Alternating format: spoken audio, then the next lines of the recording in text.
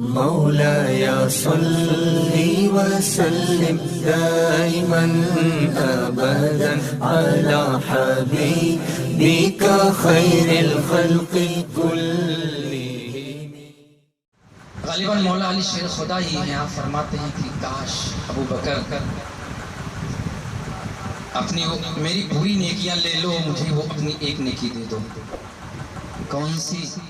کہ جب حضور صلی اللہ علیہ وسلم ہجرت فرمائے، جب کفار نے گھیر لیا تھا اور 40 کفار کی 80 آنکھیں ٹکی ہوئی تھی حضور کے دروازے پر کہ اب دروازہ کھلے گا رات میں اور ہم حملہ کریں گے، شہید کر دیں گے. لیکن حضور صلی اللہ علیہ وسلم نے اپنے بستر مبارک پر مولا علی کو لٹایا، چادر اڑا دیا اور دھول مٹی کنکڑ ہاتھ میں لیا، سورہ یاسین کے آتے پڑھ کر دم کیا اور یوں پھینکا کہ سب کے سروں پہ پڑتی گئی اور سب کے سب اتنی دیر کے لیے سب کی آنکھوں سے روشنی غائب ہو گئی اور حضور صلی اللہ علیہ وسلم ان کے درمیان سے گزر گئے، کسی کو خبر تک نہ ہوئی. اور جب نکلے آقا علیہ السلام پہلے سے تھے، ابوبکر صدیق کو خبر کر کے آقا نے رکھی تو وہ تیار تھے ساز و سامان لے کر، دونوں لوگ نکل گئے. لیکن جب پہاڑوں پر چڑھنا تھا اور چلتے چلتے قدموں کا نشان پڑ رہا تھا تو صدیق اکبر رضی اللہ تعالیٰ عنہ کو یہ اندیشہ ہوا کہ دشمن تلاشتے ہوئے پیچھے پیچھے آئے گا تو قدموں کے نشان سے ڈھونڈ لے گا، ہم ادھر گئے. تو صدیق پہلے تو صدیق اکبر رضی اللہ تعالیٰ عنہ حضور صلی اللہ علیہ وسلم کو اپنے کندھے مبارک پہ بٹھا لیا. پوری امت میں کسی کو یہ مقام حاصل نہیں، اپنے کندھے مبارک پہ بٹھا لیا کہ پہاڑ پر چل رہے ہیں، زمین گرم ریت پہ چل رہے ہیں، پتھر پہ چل رہے ہیں، پاؤں مبارک حضور صلی اللہ علیہ وسلم کا کٹے چھلیوں برداشت نہیں ہے، تکلیف برداشت نہیں ہے. ایک پیر مبارک کا نشان پڑ جائے جس سے دشمن کو پتہ چل جائے. آپ نے کندھے پہ بیٹھا لیا اور کندھے پہ بیٹھا کر کے روایتوں میں آتا ہے کہ آپ کبھی ایڑے کے بل چلتے تھے، کبھی پنجے کے بل چلتے تھے، پورا قدم نہیں دیکھتے تھے کہ پیر کا نشان کوئی پہچان سکے کون کا. اس طرح آپ لے کے پہاڑ کی اونچائی تک چڑھے اور غار کے اندر گئے. یہ فرماتے ہیں مولا علی کاش ابو بکر تمہاری یہ ایک نیکی مجھے مل جائے، اس کے بدلے میں پوری نیکیاں میری مل جائیں. کہ نبی کو اپنے کندھے پہ بیٹھال کے لے کے چلنا یہ کوئی معمولی نہیں. اور نبی کے لیے غار میں جا کر کے رہنا، دشمن غار کے دروازے تک آ کے کھڑا ہو جائے، اتنی بڑی قربانی دینا. خیر اللہ نے بچایا. کیسے بچایا آپ کو پتا ہو؟ کتنے لوگوں کو پتا ہے؟ ہاتھ اٹھائیں کتنے لوگ کو پتا ہے؟ بس ٹھیک ہے، تو بتانا ضروری ہے، بتانا ضروری ہے. 4 لوگوں کو صرف پتا ہے سب چیز. یہ مشہور واقعہ، سوچو ہم کتنے پیچھے ہیں، ہم کتنے پیچھے ہیں. جب غار کے اندر حضور صلی اللہ علیہ وسلم پہنچے، ابھی غار کے باہر ہی تھے، حضرت ابوبکر صدیق نے روک دیا اور کہا یا رسول اللہ پہلے میں اندر جاتا ہوں کیونکہ ہزاروں سال پرانا غار ہے، پہاڑ کے اندر سانپ بچھو کیڑے کوڑے سب ہوں گے، پہلے جا کے میں صفائی کرتا ہوں. آپ گئے اندر، پہلے صفائی کی، سب کیا اور جگہ جگہ سوراخ تھے زمین میں دیواروں میں جو ہے، تو آپ نے اپنا امامہ پھاڑ کے، کبھی چادر پھاڑ کے، کپڑا پھاڑ کے آپ نے سوراخوں میں ڈال کے سب سارے سوراخ بند کر دیا. پھر بھی ایک سوراخ باقی رہ گیا، پھر بھی ایک سوراخ نیچے زمین میں باقی رہا. حضرت ابوبکر صدیق رضی اللہ تعالیٰ نے حضور صلی اللہ علیہ وسلم کو بلایا. اب بلانے کے لیے اندر تشریف لائے آقا علیہ السلام. حضرت ابوبکر صدیق بیٹھ گئے 4 زانو ہو کر اور پھر حضور صلی اللہ علیہ وسلم غار کے اندر حضرت ابوبکر صدیق کے زانوں پر اپنا سر مبارک رکھ کر کے سو گئے. اب سو گئے، ایک سوراخ باقی تھا، سانپ بچھو کچھ بھی نکل سکتا ہے، ہزاروں سال پرانا غار ہے.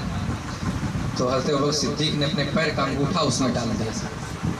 کیا کیا؟ پیر مبارک کا انگوٹھا ڈال دیا کہ کچھ ہو تو نکلنے نہ پائے. اب ہزاروں سال سے ایک سانپ بیٹھا ہوا تھا جس کو پہلے سے خبر ملی تھی کہ آخری نبی اس غار میں ایک دن آئیں گے. حضور کی انتظار میں زیارت کے لیے وہ سانپ بیٹھا ہوا تھا ہزاروں سال. اور جب سارے راستے اس کے وہ صدیق نے بند کر دیا، راستہ کھلا تھا، اس میں بھی آپ نے اپنا انگوٹھا مبارک ڈال رکھا. اس کو پتہ تو چل گیا کہ جس کا میں انتظار کر رہا تھا ہزاروں سال سے وہ تشریف لا چکے ہیں، لیکن اب باہر آ کے زیارت کروں تو کیسے؟ تو اس نے دھیرے سے حضرت ابوبکر صدیق کی انگوٹھے میں چاٹنا شروع کیا زبان سے۔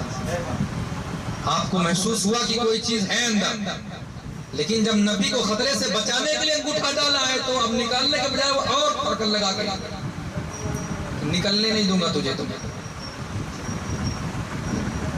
ٹچ کرتا رہا، زبان سے ٹچ کرتا رہا، چاٹتا رہا کہ پتہ چل جائے، نکال لے انگوٹھا تو میں باہر آ جاؤں۔ نہیں مانے، نہیں ماننا، ادھر وہ عاشق ہے تو یہ بھی تو عاشق ہے۔ وہ اگر نبی کی دیدار کے لیے ہزاروں سال سے بیٹھا ہے، وہ بھی تڑپ رہا نکلنے کے لیے۔ تو حضرت ابوبکر صدیق بھی تو وہ ہے جو کہتے ہیں مجھے 3 کام سب سے زیادہ پسند ہے، ان میں سے ایک یہ ہے کہ میں اپنے نبی کی زیارت کرتا ہوں۔ تو جو اندر سے نکلنا چاہ رہا ہے وہ بھی زیارت کی تمنا رکھتا ہے، اور جو انگوٹھا لگا کے نکلنے نہیں دے رہا وہ بھی وہی ہے جو اپنے نبی سے سچی محبت کرتا ہے۔ دونوں عاشق ٹکرائے ہوئے ہیں۔ میں نکلنے نہیں دوں گا، میں نکل کے رہوں گا۔ بہت دیر تک چاٹتا رہا لیکن صدیق اکبر نہیں نکالے۔ آخرکار مجبور ہو کر اس نے ڈس لیا۔ اب ہزاروں سال پرانا سانپ تو کسی کو ڈسے گا تو اس کا زہر کیسے چڑھے گا؟ خطرناک زہر اس کا جب چڑھا پورے بدن پہ، پیر سے چڑھتے چڑھتے سر تک، دماغ تک جب پہنچا، پورے جسم میں زہر پھیلا۔ اس کے زہر سے آپ کی آنکھوں سے آنسو نکلنے لگے، آنسو بہنے لگے۔ جب آنسو بہنے لگے تو آنسو کے قطرے ٹپ ٹپ ٹپ نیچے گرے تو حضور صلی اللہ علیہ وسلم کی گال مبارک پر آ کر گرے، چہرے اقدس پر۔ حضور نے آنکھیں کھولی، ابوبکر کیوں روئے؟ ابوبکر کیوں روئے؟ اے رسول اللہ کسی چیز نے ڈس لیا۔ ابوبکر پیر نکالو، پیر انگوٹھا باہر نکالا تو سڑسڑا کے سانپ آگے سامنے پڑا۔ اب فٹ سے نبی کے قدموں میں جھک گیا، آقا کے قدموں میں جھک گیا، کہا یا رسول اللہ پہلے تو میں معافی مانگتا ہوں کہ مجھے آپ کے غلام ابوبکر کو کاٹنا پڑا، میں کیا کروں، مجبوری میں کاٹا ہوں۔ اتنے برسوں سے میں آپ کی زیارت کی مشتاق ہو کر کے آپ کی زیارت کی اشتیاق میں بیٹھا تھا، آپ تشریف لائیں گے تو زیارت کروں گا، لیکن جب آپ تشریف لائے میرے سارے راستے یہ بند کر دیے، اور ایک راستہ کھلا تھا اسے بھی انگوٹھے سے بند کیا، مجبوراً مجھے کاٹنا پڑا، اس کے لیے میں معافی مانگتا ہوں۔ اس نے معافی مانگا، حضور صلی اللہ علیہ وسلم کی زیارت کی، آقا نے جو بھی بات چیت کی کہ وہ گیا ساتھ واپس۔